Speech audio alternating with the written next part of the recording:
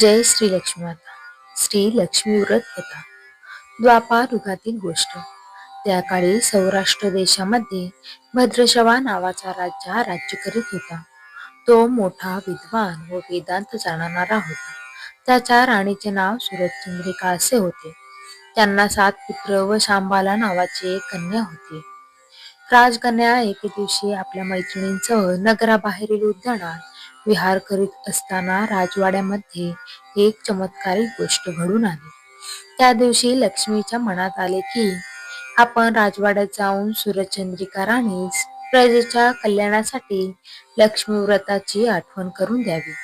त्यामुळे माझी वास्तव्य राजवाड्यात राहून राजाकडून प्रजेचे कल्याण होईल. अन्यथा मी सामान्य माणसाकडे वास केल्यास फक्त एकट्याचाच फायदा होईल. म्हणून जनकल्याणार्थ राजवाड्यात राहणे बरे असा विचार करून लक्ष्मीने एका वृद्ध स्त्रीचे रूप घेतले व काठी टेकीत ती राजवाड्याच्या मुख्य दरवाजापाशी आली. तेव्हा तेथील द्वारपालीने लक्ष्मीला विचारले, आपणास कोणास भेटावयाचे आहे?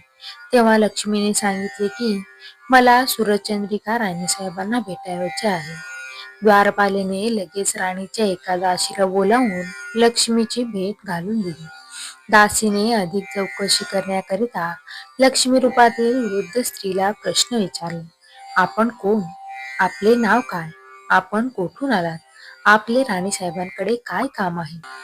लक्ष्मीने दासीला सांगितले की मी द्वारकेत राहणाऱ्या भुवनेश नावाच्या विद्वान ब्राह्मणाची पत्नी असून माझे नाव कमला आहे.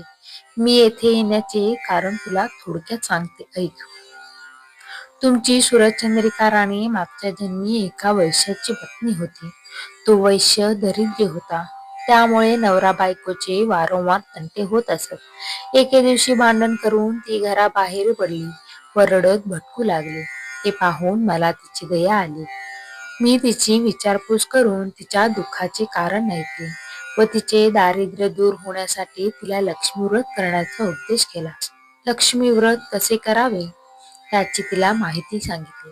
त्याचप्रमाणे तिने लक्ष्मी व्रत केले. व्रताच्या प्रभावाने ती श्रीमंत व सुखी झाली. लक्ष्मी तिच्या घरी नांदू लागल्यामुळे त्या पतिपत्नीचा संसार सुखाचा झाला व पुढे पुष्कळ वर्ष त्यांना ऐश्वर्य भोगले. पुढे त्यांना यथाकाल मृत्यू आला.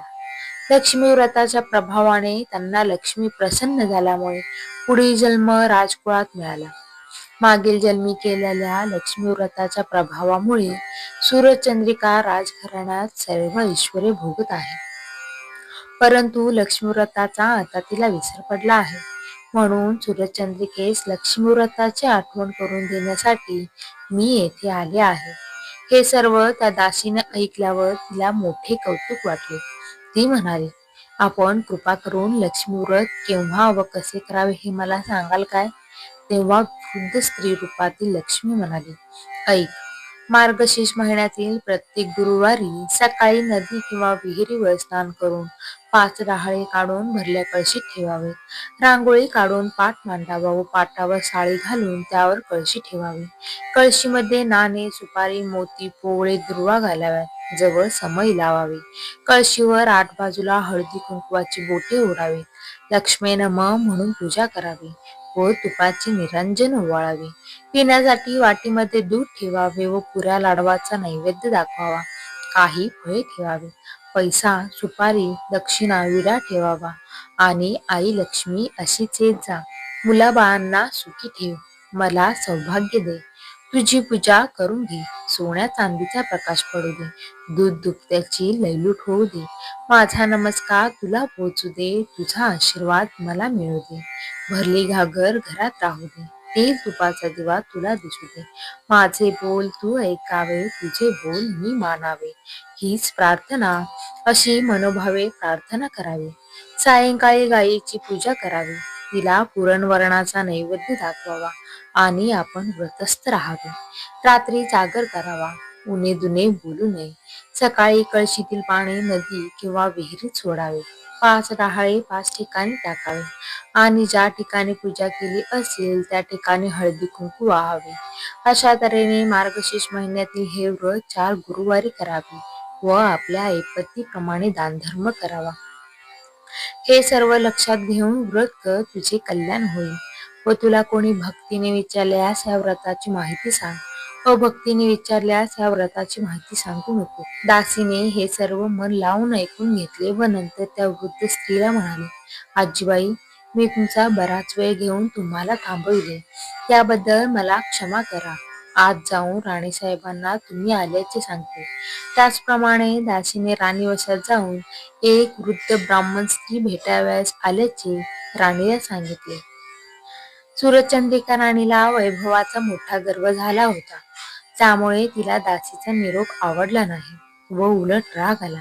राणी उद्दाम झाली होती. ती रागाने बाहेर आली व त्या वृद्ध स्त्रीला म्हणाली, काय ग थेरडे, तू कशाला आलीस येथे? कोणी सोडलं तुला येतवर? चल, चालते हो येथून. लक्ष्मी म्हणाली, दृष्टे, इतके उन्नत कशाने झालीस? तुझे उद्दाम वर्तन पाहून मला क्षणभरही येथे राहावेसे वाटत नाही. आजचा दिवस लक्ष्मीचा असा तू माझी अवहेलना केलीस, त्याचे फळ तुला लवकरच मिळेल. असे म्हणून लक्ष्मी तेथून चालूही लागली.